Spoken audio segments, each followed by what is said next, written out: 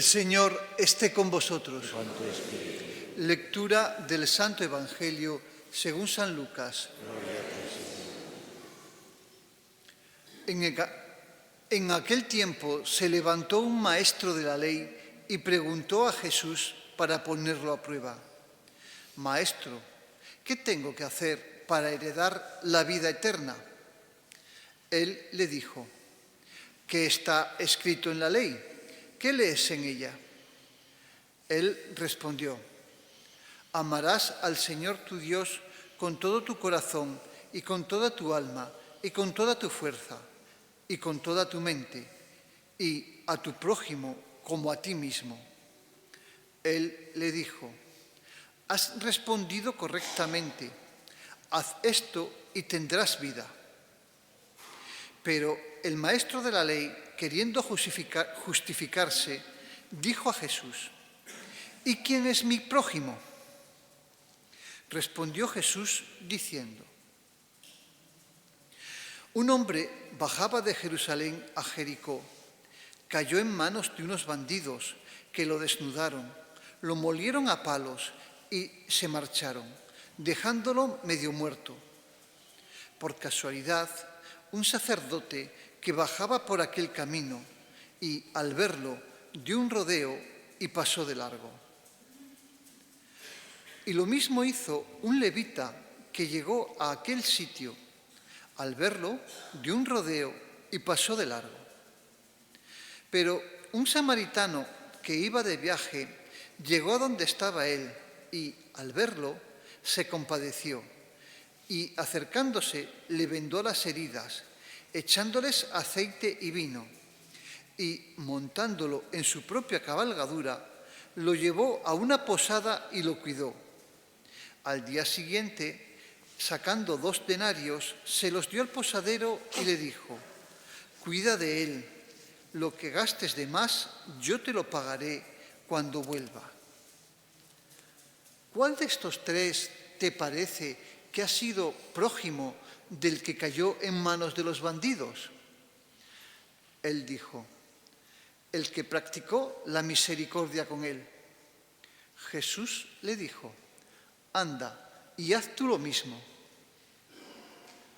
Palabra del Señor. Gloria a ti, Señor Jesús.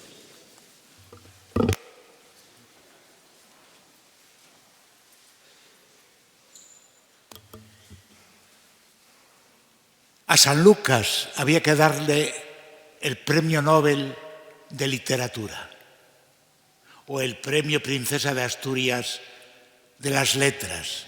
Cuenta los milagros de curación de Jesucristo maravillosamente. Era médico, médico de aquel tiempo, que no había bisturís, ni resonancias, ni cosas de esas.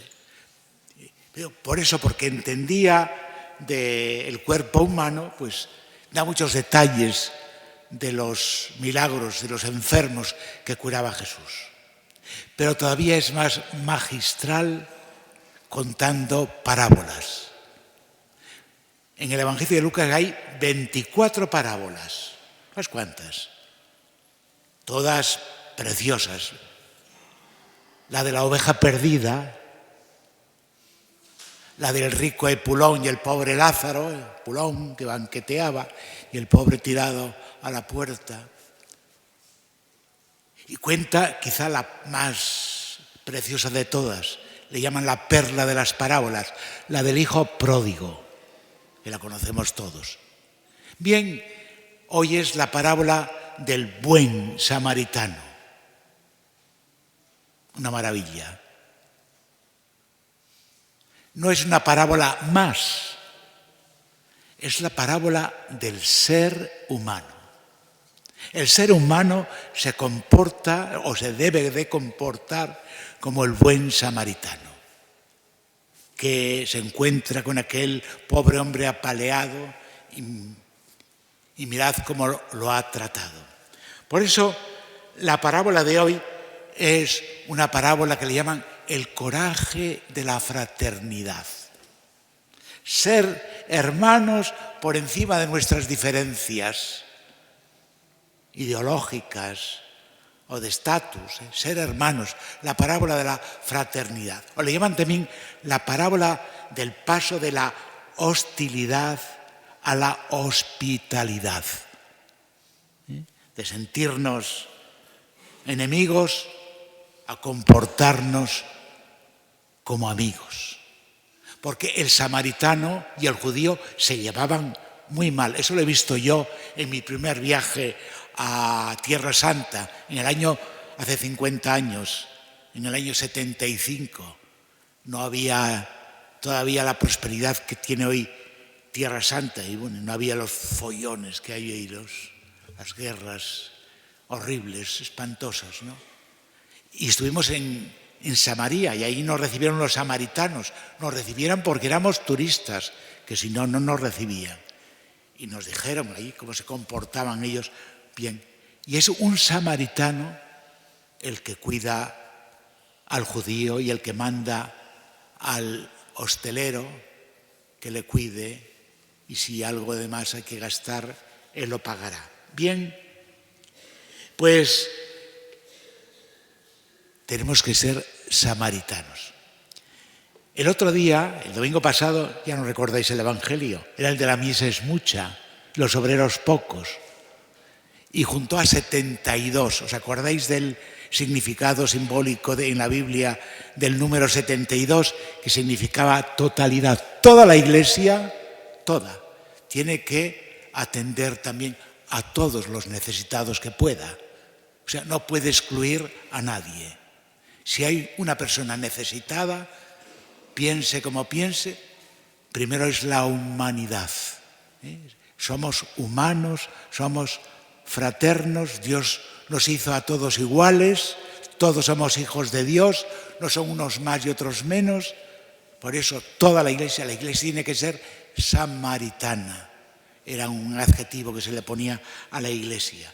Ahora tiene que la iglesia caminar en sinodalidad, todos juntos. Todos tenemos que comportarnos como una comunidad que realmente va con los ojos abiertos y el corazón abierto. Bien, y como veis, hoy va camino Jesús de Jerusalén, y durante ese camino va adiestrando a los discípulos, les va dando clases, el máster para ser apóstol, les va dando el máster clases para ser apóstol, les dice cómo se tienen que comportar. Bien, y en esto llega un maestro de la ley, un jurista, y le pregunta: maestro, ¿qué tengo que hacer para heredar la vida eterna? Y lo hace para ponerlo a prueba. Ya sabéis que naturalmente los judíos, los maestros judíos, los maestros de la ley, tenían su ego. Y la ley era una ley abundante. Los judíos ponían leyes cada vez más. Y eran 613 leyes. Decidme vosotros quién puede cumplir 613. Bien, no hacen lo que el gobierno español, que cada vez hay menos leyes, las va quitando.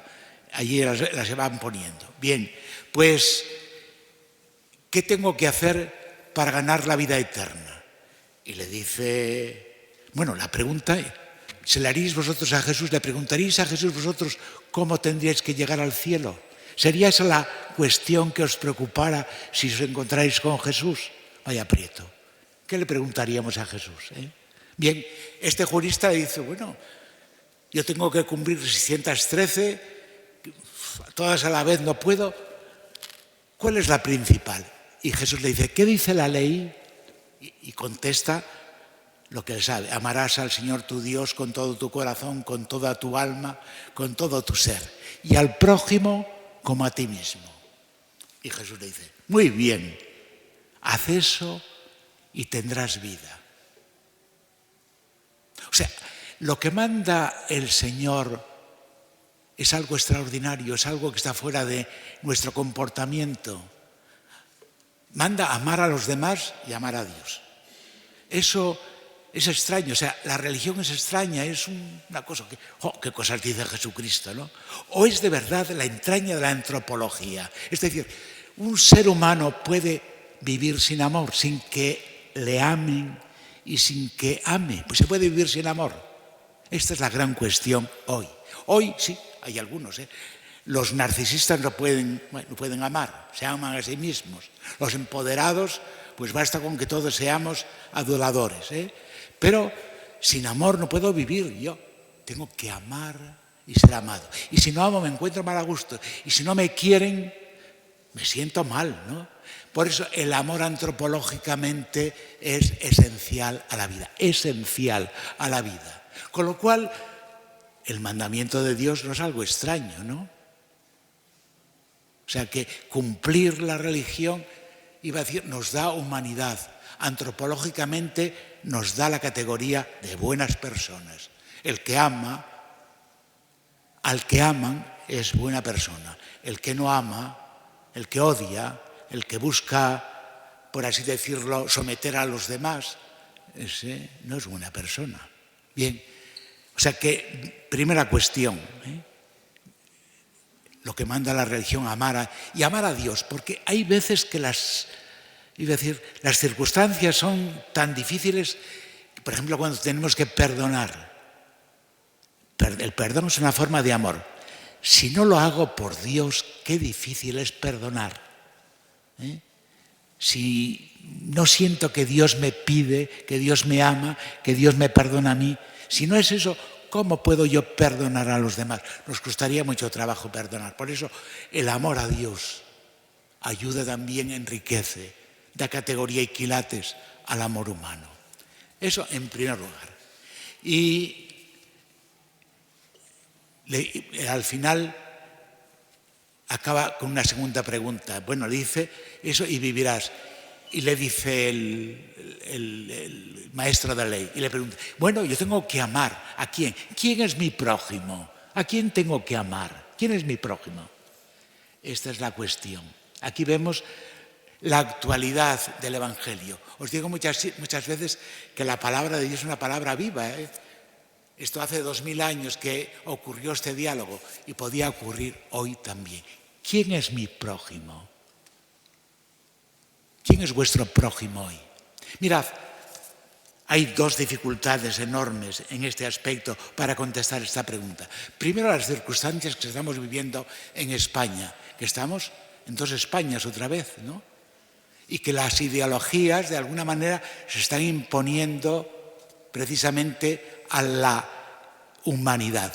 Yo digo, primero somos personas y luego hay diferencias ideológicas. Primero somos personas y después las ideologías. Se están levantando paredes, nos estamos enfrentando. ¿Quién es mi prójimo? Y Jesús nos dice que tenemos que hacernos nosotros prójimos. No es el otro el que yo veo primero como prójimo, soy yo el que me tengo que mostrar hacia el otro como prójimo. Pero hay otra circunstancia todavía más en carne viva ahora estos días, que es la inmigración. Los inmigrantes. Estamos en un momento crítico y de alguna manera brotan, de alguna manera, pues, racismos en este aspecto, ¿no? Bien, os voy a decir, os doy dos datos. En España hay 9 millones de inmigrantes, 9 millones. Y dicen los expertos en geografía humana, que para el año 50, dentro de 25 años, harán falta 28 millones de inmigrantes.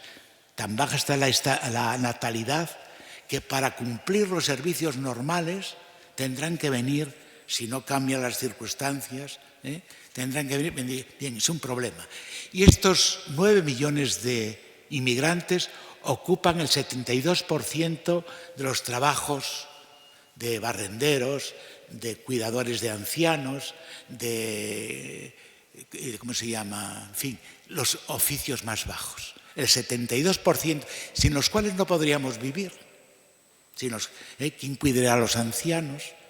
¿Quién barrería las calles? En fin, hay muchos oficios que ya un español a lo mejor le cuesta mucho trabajo, tendría que ser mucha la necesidad que sintiera. Son ellos. Por eso, esto es un problema que tenemos que ver así. Naturalmente que hay problemas con los inmigrantes, lo hubo siempre. Yo he vivido en los años 60 en Bruselas, he estudiado allí y he visto cómo llegaban los inmigrantes a eso. Y vi también lo que sucedía, los comportamientos que tenían. Es decir, que no podemos pedir en este aspecto que personas que vienen sean todas de primera categoría y que sean todas educadísimas. El mal se cierne aquí y acullá, en todas partes. Y por eso, ¿quién es mi prójimo? Y ahí viene lo del samaritano. Un samaritano. Pasó un sacerdote, pasó un levita, rodearon, dieron una vuelta. Primero porque si tocaban, como estaba apaleado y creían que estaban muertos, si lo tocaban no podrían volver al templo, no podrían participar en el culto del templo. Tocar un cadáver era de alguna manera quedar excluido del templo y por eso no tocaron. Bien, pero vino el samaritano que se lleva mal con nosotros y le curó, le echó aceite, vino, le curó. Bien, la parábola de hoy es el coraje de la fraternidad. Mirad, muchas veces los de arriba son los que ahondan las diferencias abajo y convendría que nosotros tuviéramos ese sentido humanitario, que nos hemos de ver como personas, como hijos de Dios, que hemos de saltar por encima de nuestras circunstancias y distinciones y diferencias ideológicas y sentirnos humanos. Tenemos que hacer un mundo donde todos podamos vivir. Y este es el Evangelio. Y vuelvo a lo de siempre. Como veis, ¿lo habéis visto? El Evangelio para la vida.